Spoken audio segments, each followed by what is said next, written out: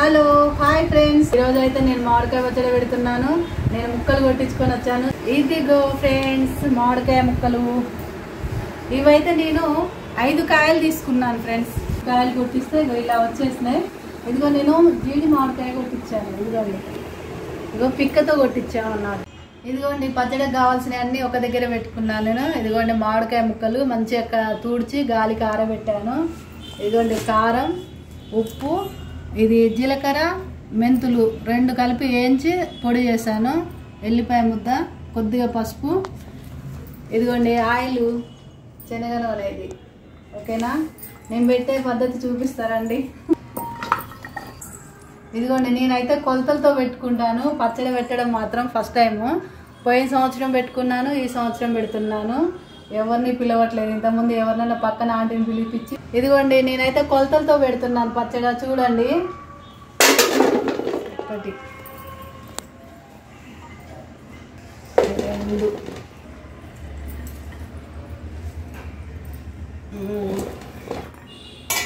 4 bowls అయితే అయినాయి. దీంతో 4 గిన్నెల ముక్కలు అయినాయి. ఇదిగోండి ఫస్ట్ పసుపు, కొద్దిగా పసుపు, ఇది జీలకర్ర, మెంతులు 2 కలిపి వేయించి పొడి చేసిన పౌడర్. ఇదిగోండి ఎల్లిపాయ పేస్ట్. ఇదిగో ఇంత 1/2 కేజీ ఎల్లిపాయలు తీసుకున్నాను నేను. ఇదిగోండి ఈ గిన్నెతోటి 4 గిన్నెల ముక్కలు అయినాయి కదా. ఇదిగోండి నేను ఉప్పు మాత్రం ఇంత తీసుకుంటున్నా, నిండా తీసుకోవట్లేదు, తక్కువే తీసుకుంటున్నా. ఇది కలిపి పెట్టుకున్న తర్వాత తక్కువ అవుతుంది అనుకున్నప్పుడు మనం వేసుకోవచ్చు. ఉప్పు ఎక్కువ పడితే ఇబ్బంది కదా. ఇదిగోండి నేను 1/4 కప్పు అంతా వేస్తున్నా.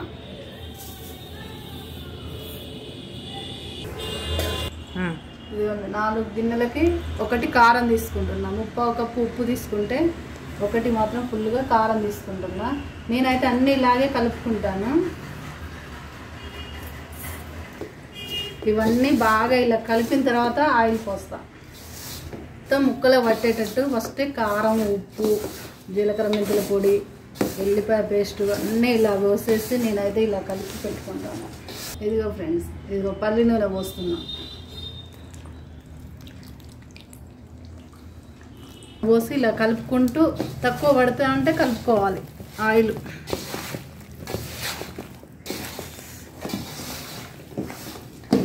ఎంత కలర్ఫుల్గా ఉందో వస్తాను.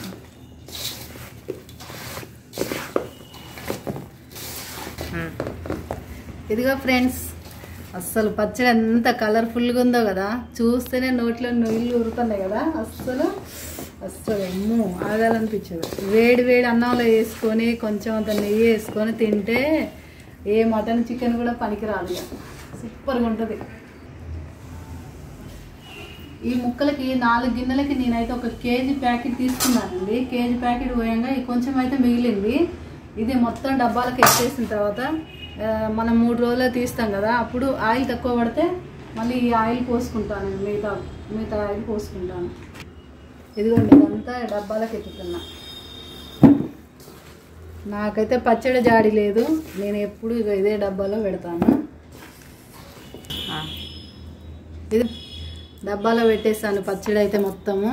ఇది మళ్ళీ 3 రోజుల తర్వాత తీసి దీన్ని మళ్ళీ కలుపుకొని ఉప్పు కానీ నూనె కానీ ఏది తక్కువ ఉన్నా మన తర్వాత వేసుకోవచ్చు. ఓకేనా? పచ్చడి అంతా ఎత్తాను కదా. ఈ బౌల్ ఉంటుంది కదా, ఈ బేషన్ మొత్తం ఖాళీగా ఎందుకు ఉంచాలి దీన్ని. ఇదిగోండి వేడిగా అన్నం వండాను. ఇదిగో వేడి వేడి అన్నం. ఇదిగో వేడి అన్నం ఇందులో వేసి కలిపి తింటే ఉంటుంది ఇక.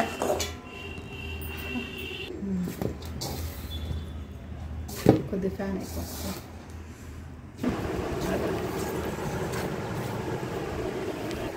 ఇదిగోండి చూడండి ఎంత కలర్ఫుల్గా ఉందో. వేడి వేడి అన్నం. ఇందులో కొంచెం నెయ్యి వేసుకుంటే బాగుంటుంది, కానీ నేను నెయ్యి తిన్నాను.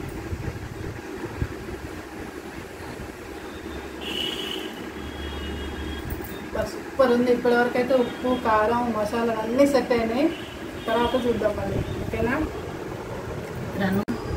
ఇదిగోండి ముద్ద. ఎట్టుంది బాగుంది.